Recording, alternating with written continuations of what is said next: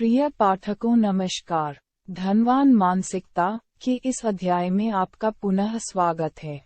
मित्रों, यह अध्याय आपको आपके जीवन की वह वास्तविकता से अवगत कराने प्रयास करेगा जिसको आप वास्तव में जानते हुए भी उपयोग में नहीं ला पाते हैं। जीवन को सुदृढ़ बनाने के लिए इस पाठ का गहनता से अध्ययन कीजिएगा। चलिए प्रारंभ करते हैं इस अध्याय को। धनवान मानसिकता आर्थिक संपन्नता प्राप्त करने के लिए मानसिक स्वतंत्रता का होना परम आवश्यक है। विश्व में एक बहुत बड़ा वर्ग आर्थिक रूप से स्वतंत्र नहीं है। धन की वास्तविक समझ नहीं होना इसके पीछे का मुख्य कारण है। व्यक्ति अपना पूरा जीवन केवल धन एकत्रीकरण में ही व्यतीत कर देता है। प्रत्येक व्यक्ति जीवन में अपनी मूलभूत आवश्यकताओं की आपूर्ति करना परम आवश्यक होता है। प्रकृति मानव को भरपूर मात्रा में उसकी आवश्यकताओं की पूर्ति के लिए सहयोग करती है।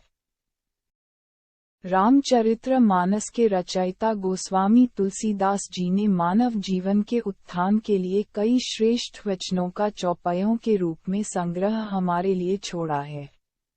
इनमें से सबसे ज्यादा प्रचलित एवं ऊर्जा प्रदान करने वाला 40 चौपायों का सूत्र हनुमान चालीसा के नाम से प्रसिद्ध है।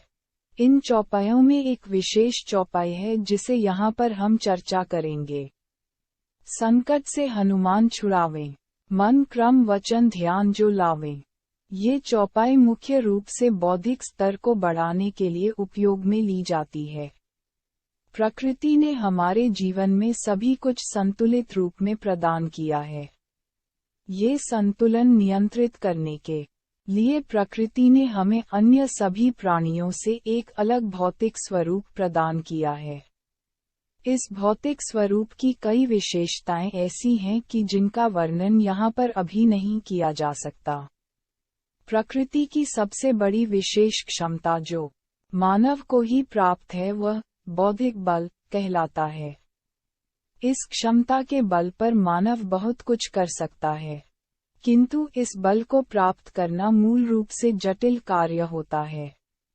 एक प्रखर बौद्धिक बल वह स्तर होता है जो मानव की मानसिकता का निर्धारण कर सकता है। किंतु यदि मानसिकता अत्यधिक रूप से प्रभावित हो रही है तो इसका अर्थ यह समझ लेना चाहिए कि बौद्धिक बल अपनी क्षमता खो चुका है। हमारी दूसरी पुस्तक धर्मार्थ की वास्तविकता में इस विषय पर विस्तार से चर्चा की गई है। इस अध्याय में आपको अत्यंत सरल भाव से यह बताया जाएगा कि बौद्धिक बल को ऊर्जावान कैसे बनाया जा सकता है। धनवान मानसिकता वास्तव में एक ऐसे बौद्धिक स्तर को कहा जाता है जिसमें मानव की बुद्धि प्रत्येक निर्णय सुगमता से ले सके। जिस प्रकार हम अपने भौतिक शरीर का कई प्रकार से ध्यान रखते हैं, ठीक उसी प्रकार से हमें अपने बौद्धिक बल पर भी विशेष ध्यान देना चाहिए।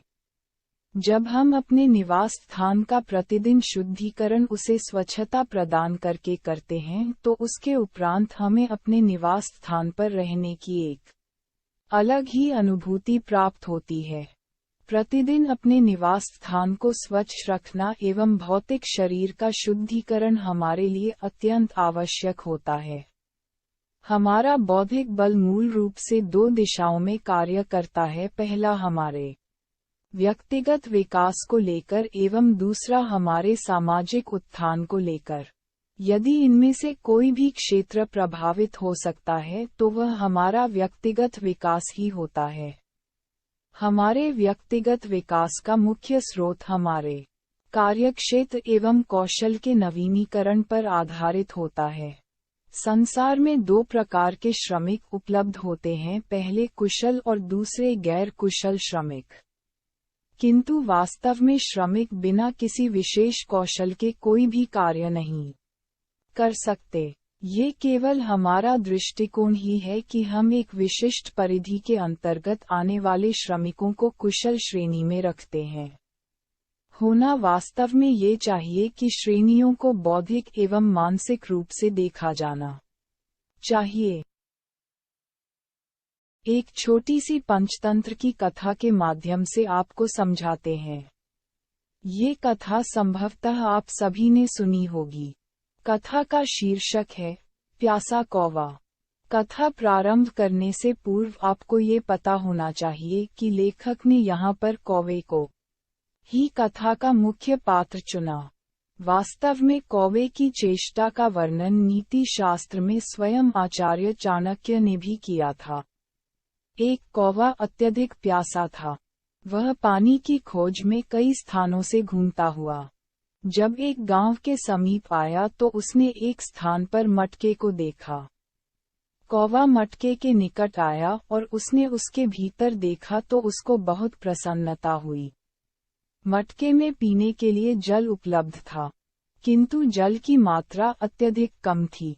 जल को पीने के लिए कौवे के पास कोई विशेष विकल्प उपलब्ध नहीं था। उसने सोचा कि मटके को किस प्रकार से उपयोग में लिया जाए जिससे वह जल को ग्रहण कर सके। फिर उसके मस्तिष्क में एक विकल्प सूझा, क्योंकि वह जल तक नहीं पहुंच सकता था। अतः उसने यह निर्णय लिया कि जल्द ही वह पानी को अपने समीप खींच लेगा। ऐसा करने के लिए उसने आसपास बिखरे हुए छोटे छोटे कंकड़ उठाकर मटके में डालने प्रारंभ कर दिए। मटके के भीतर कंकड़ डालने की चेष्टा वह लगातार करता रहा। धीरे धीरे जल का स्तर ऊपर उठने लगा एवं उसके समीप आने लगा।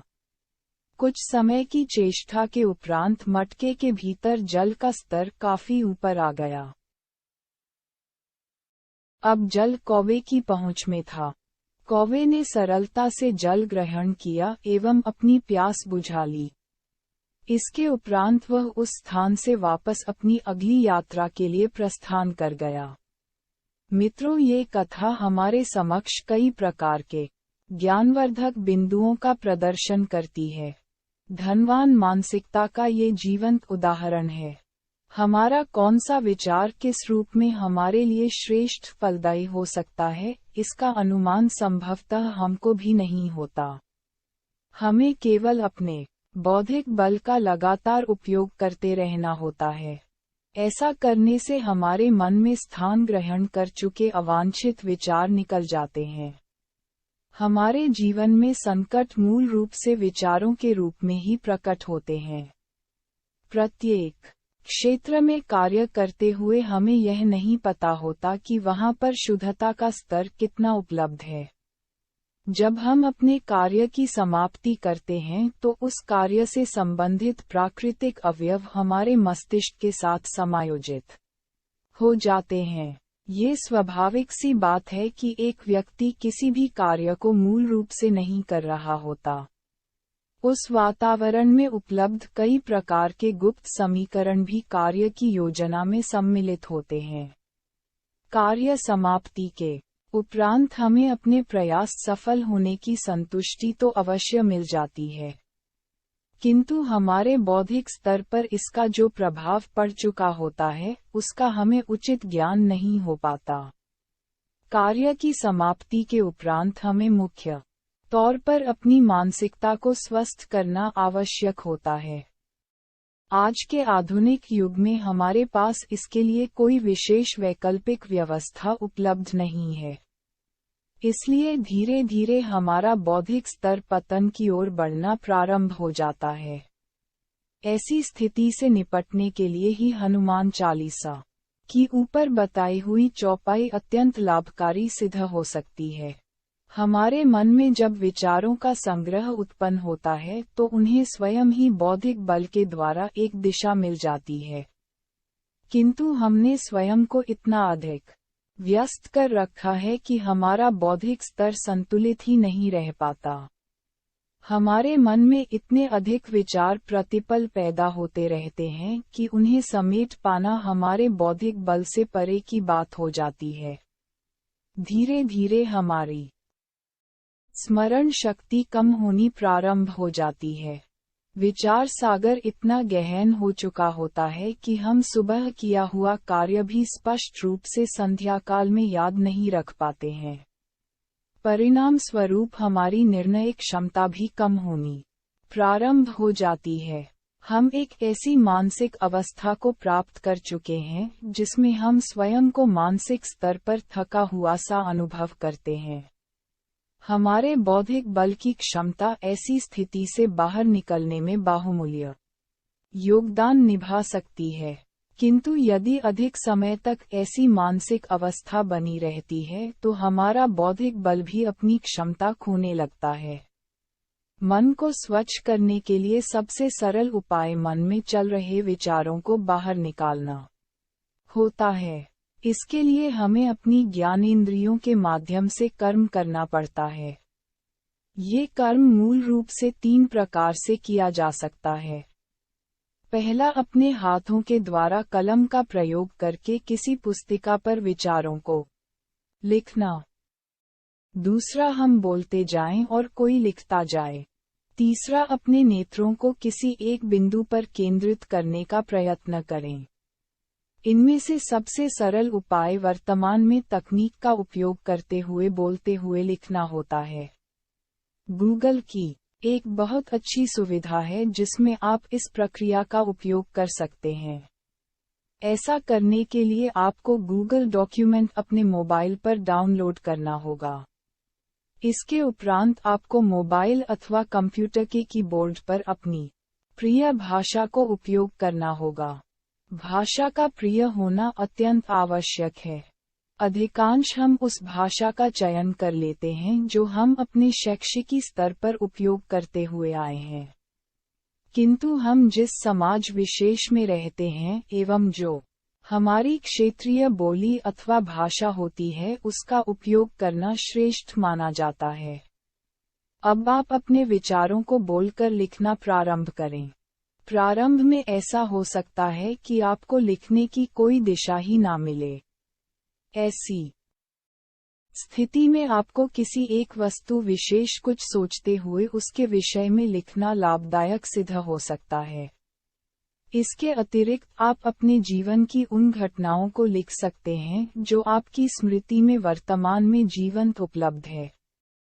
आपका केवल एक ही लक्ष्य होना चाहिए कि आप इन तीनों विधियों का उपयोग करें और अपने मानसिक पटल को अवांछित विचारों से साफ करें।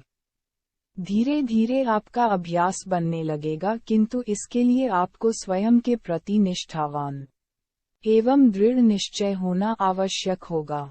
सामान्य तौर पर हम इस प्रकार की कोई भी क्रिया तब तक नहीं कर सकते हैं जब तक हम अपने लक्ष्य के प्रति हठी ना हो। लक्ष्य निर्धारण भी एक कला होती है जिसमें हम अपने आने वाले अध्याय में समझेंगे। हमें केवल एक बात की ओर ही अपना ध्यान केंद्रित करना है कि जब तक हमारा मस्तिष्क खुलेपन का अनुभव नहीं कर लेता तब तक हमें अपनी इस विधि को लगातार जारी रखना होगा। अवांछित तत्वों से हमें बचने के लिए विशेष तौर पर इस विधि का प्रयोग करना चाहिए। अधिकांश हम ये देखते हैं कि यह समाज में कुछ लोग व्यसनों का सेवन अधिक कर रहे होते हैं। इसका मूल कारण अवांछित विचारों का हमारे मस्तिष्क का एक बड़ा क्षेत्र आरक्षित करना होता है। हमारा बौद्धिक स्तर मूल रूप से इन विचारों को साफ करने में सफल नहीं हो पाता है। हमारे मस्तिष्क में कुछ ऐसे विचार एकत्र हो जाते हैं जो हमारी बुद्धि का नियंत्रण प्राप्त कर लेते हैं। बुद्धि का मन पर नियंत्रण होना श्रेष्ठ माना जाता है, किंतु यदि मन बुद्धि पर अपना नियंत्रण कर ले तो इसका सीधा सा अर्थ यह निकलता है कि कोई ऐसे विचार जो बाहरी प्रकृति से हमारे ऊपर नियंत्रण करने के लिए भेजे गए हैं, हमारे मस्तिष्क पर भी अपना नियंत्रण स्थापित कर लेते हैं। यदि चारों ओर के समीकरणों को समझने का हम प्रयास करें तो हमारे लिए ये लाभकारी सिद्ध होगा। जैसा कि हमने अपने पूर्व के अध्याय में जिसका शीर्षक जीवन यह मेरा है था, ये समझाया था कि हमारा जीवन किस प्रकार बाहरी दुनिया से प्रभावित हो जाता है। इसका मुख्य कारण आपने आज यहाँ पर समझ लिया होगा। हमारा मस्तिष्क जब तक हमारे नियंत्रण में नहीं आ जाता हमें अपना श्रेष्ठ उपयोग करना ही होगा। हमें अधिकांश ये बताया जाता है कि नियमबद्ध होकर जीवन जीने से सफलता प्राप्त होती है, किंतु हमारे समक्ष जो लोग नियम भंग करते हैं उनको सामान्य तौर पर एक सरल जीवन की प्राप्ति भी हो जाती है, किंतु ये सदैव अल्पकालीन ही रहती है यदि हम अपने नियमों में ऊपर दिए गए विशेष गुण को सम्मिलित कर लें तो। एक बात सदैव अपनी स्मृति में रखनी चाहिए कि ऊर्जा कभी भी किसी भी ओर प्रवाहित की जा सकती है, हमें केवल इसके प्रवाह को दिशा देने का कार्य करना होता है। अर्थात ऊर्जा कभी भी सही अथवा गलत नहीं होती है, हमारे विचार ही इसे ऐसा करने के लिए बाध्य करते हैं। यदि हमें अपने विचारों पर नियंत्रण करना नहीं आएगा तो ऐसी स्थिति में अवांछित विचार हमारी शुद्ध ऊर्जा को खाना प्रारंभ कर देंगे। उदाहरण के तौर पर समाज में कुछ लोग अपने उदंड स्वभाव से सभ्य समाज का अपमान करते रहते हैं। सभ्य समाज यदि इनका अनुकूल उत्तर देने में सक्षम होता है, उदंडता समाप्त की जा सकती है। किंतु यदि सभ्य समाज ऐसे असभ्य लोगों को बिना किसी विशेष प्रतिक्रिया के छोड़ देता है तो यह वास्तव में असभ्य समाज की शक्ति को और बढ़ा देता है।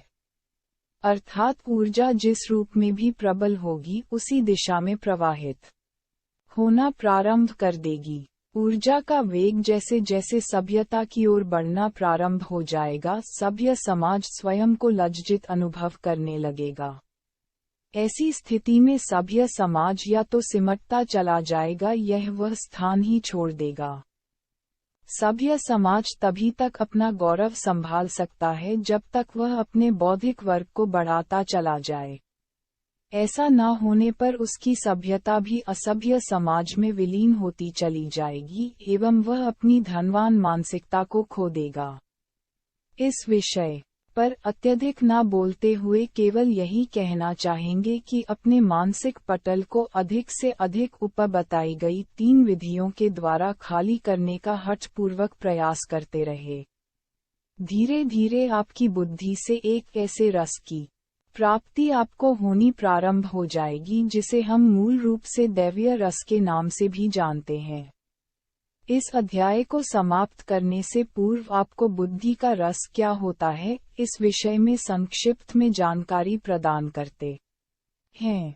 मित्रों, यदि आपसे ये पूछा जाए कि आपको खट्टा रस प्राप्त करना है तो आप क्या करेंगे? स्वाभाविक सी बात है कि आप नींबू, मौसम्बी, संतरा इत्यादि रस भरे फलों का सेवन करेंगे।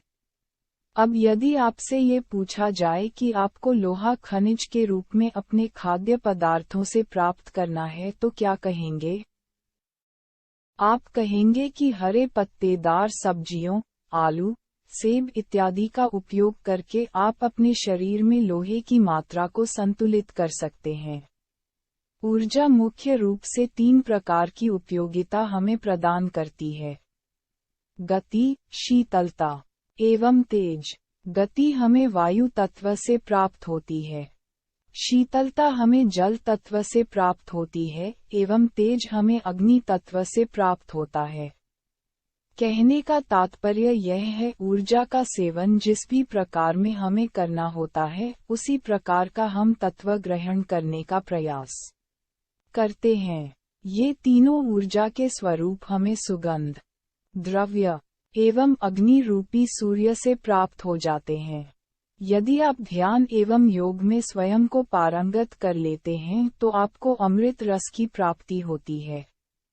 इस अमृत रस के विषय में गोस्वामी जी ने हनुमान चालीसा में एक चौपाई का वर्णन भी किया है। राम रसायन तुम्हारे पासा, सदा रहो रघुपति के दासा। इस चौपाई के माध्यम से गोस्वामी जी का ये संदेश दिया है कि बुद्धि को यदि श्रेष्ठ रखना है तो राम रूपी रस का सेवन करना आवश्यक है। राम इस ब्रह्मांड में विराजमान उस परम ऊर्जा को कहा जाता है जो हमारे जीवन को ऊर्जावान बनाने के लिए श्रेष्ठ भूमिका निभा सकती है यदि इसका श्रद्धा भाव के साथ उपयोग किया जाए। हमारी बुद्धि को वास्तव में एक ऐसी ऊर्जा सदैव प्राप्त होती रहती है जिसमें 7 प्रकार के रस छिपे होते हैं। जिस प्रकार सूर्य के द्वारा हमें जो प्रकाश मिलता है उसमें 7 रंगों का समावेश होता है, ठीक उसी प्रकार यह रस हमारे जीवन में कार्य विशेष करते हैं। हमें मूल रूप से किसी भी रस को प्राप्त करने के लिए केवल अपनी बुद्धि को ही ऊर्जावान बना लेना होता है। क्योंकि हम इस भौतिक जगत में शरीर धारण करके अपने दायित्वों का निर्वाह करते हैं, इसलिए हमें अपनी बुद्धि को भी हर उस रस से भरना होता है जिसकी सहायता से हम जीवन को सार्थक बना सकें। बुद्धि का रस मूल रूप से सूर्य के 7 गुणों की ओर संकेत करता है, जिसे हम भौतिक रूप से अलग अलग रसों के रूप में ग्रहण करते हैं। ओम शांति शांति शांति। जब हम अपनी पूजा अर्चना के उपरांत इस मंत्र का उच्चारण करते हैं तो इसका भावार्थ मूल रूप से सूर्य के द्वारा प्राप्त 3 आयामों का शुद्धिकरण ही होता है। ये 3 आयाम मूल रूप से आकाश अर्थात नीला, धरती अर्थात हरा एवं पाताल अर्थात लाल रंग से संबोधित किए जाते हैं। बुद्धि के रस नामक शीर्षक से हमें केवल यही समझना है कि जैसे जैसे हम अपने मन को अवांछित विचारों से साफ करते चले जाते हैं, हमारी बुद्धि से स्वतः ही रस हमें प्राप्त होने लगता है।